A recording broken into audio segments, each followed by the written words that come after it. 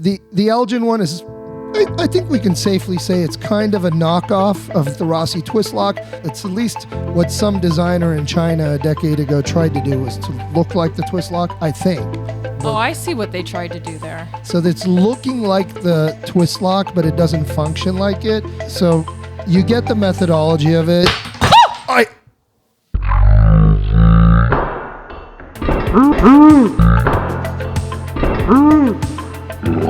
Sorry, you okay? Yeah. I was not trying to do You that. need goggles?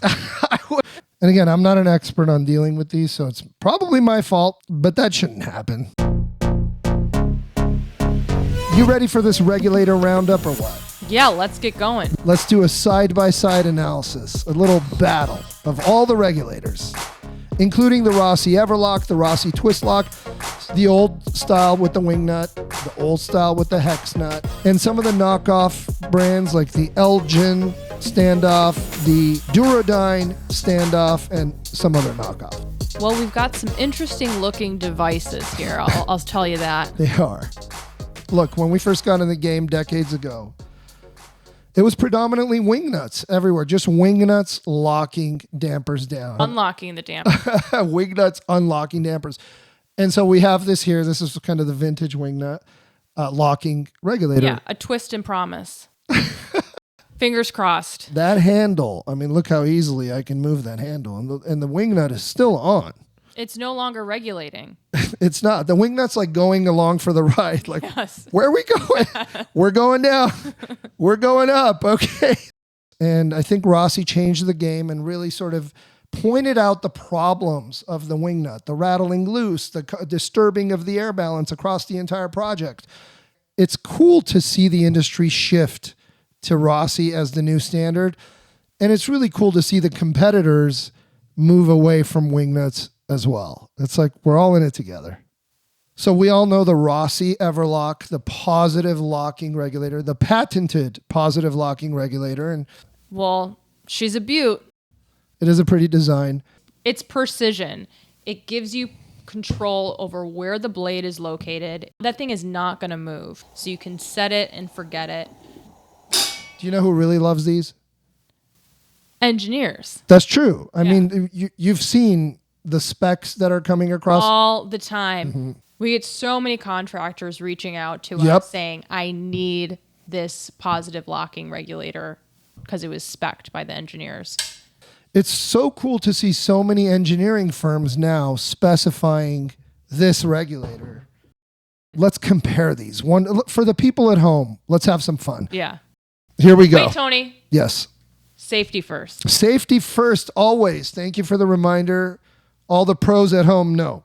Boy, can you get injured in a duck shop. I grew up in a duck shop. I know. I've got You were this. born in a duck shop? I was born in a duck shop version of a manger. Super protected. Here we go. So Elgen came out with their version of what they call a locking regulator. Again, moving away from the wing nut. But, you know, I know that this regulator was made in China a decade or so ago, and we started to see it pop onto the scene.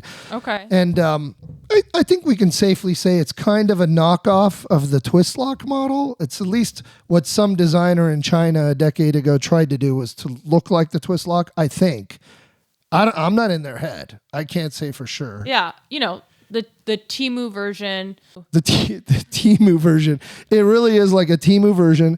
So let's look at how this Elgen standoff works, okay? The idea is not to lock it tight. So it's looking like the twist lock, but it doesn't function like it.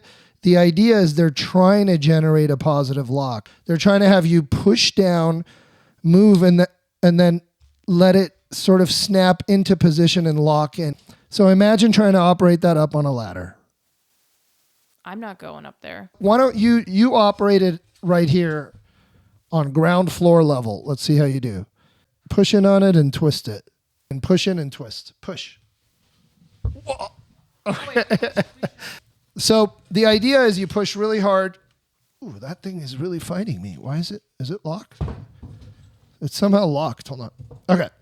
That's not safe to push on duct like that while you're on a ladder. Yeah. on a ladder, you're like, how do I operate this damper hardware? Is it a twist lock? The twist lock, you unlock it, you move it into position, and then you tighten it. The major differentiator here is going to be balancing. How are you going to get adequate balancing on the Elgen? All right, here we go. So that's off, meaning the blade is shut. We're going to move over for balancing. Come on, puppy. See, that can't be good for tab guys to be pushing on the suspended duct like that. It's not. And then open. And open doesn't want to even stay. It doesn't want to slide in. It kind of just wants to sit.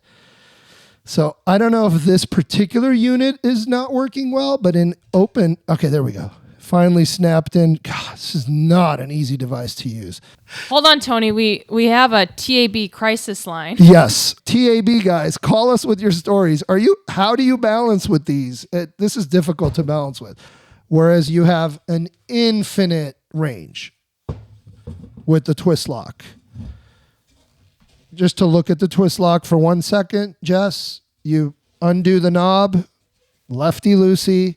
You can move that handle into an infinite range. I've heard of balancing guys literally tapping it, just tapping it a hair, and then locking that polymer gripping knob into position. If it's trying to mimic the locking positions of the Everlock, well, we know we've got plenty of positions here to get within plus or minus 5% CFM on the airflow on an 8-inch diameter duct and a 3-inch water gauge to 6-inch water gauge. These are like low, medium pressure, high volume jobs that people do out there. You can get specific with it. Super specific. With this, I can't get specific. You're right. With the Everlock, you've got positions that you can set and you can communicate to others. This is the position. They're even numbered by the engineer, for the TAB guy, for the contractor. Well, on one hand, the Rossi has a handle that you grip with your hand to actually move the blade position. Mm-hmm. On the other hand, Elgen has a nub. Don't touch it. You move the blade with the knob. It's confusing. I'm confused, but I know. Are you following? No, not touch the nub. Do not touch the nub. Say no to nub. That's a t-shirt. Print them up. But oftentimes, Jess, and we've seen that in operating it ourselves, you turn the knob and the nub doesn't turn. So oftentimes you turn the knob thinking you're turning the nub, but it doesn't. Yeah, so you get the methodology of it.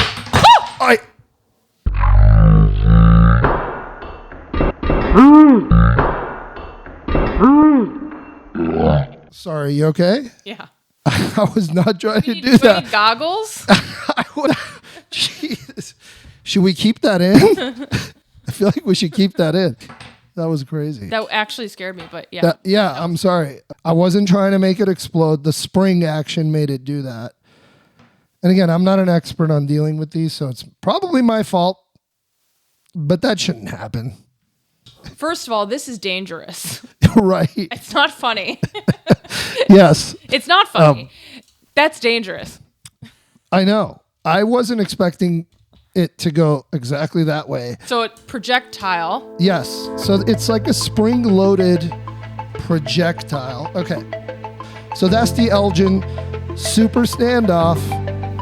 Stay safe out there. Seriously, guys.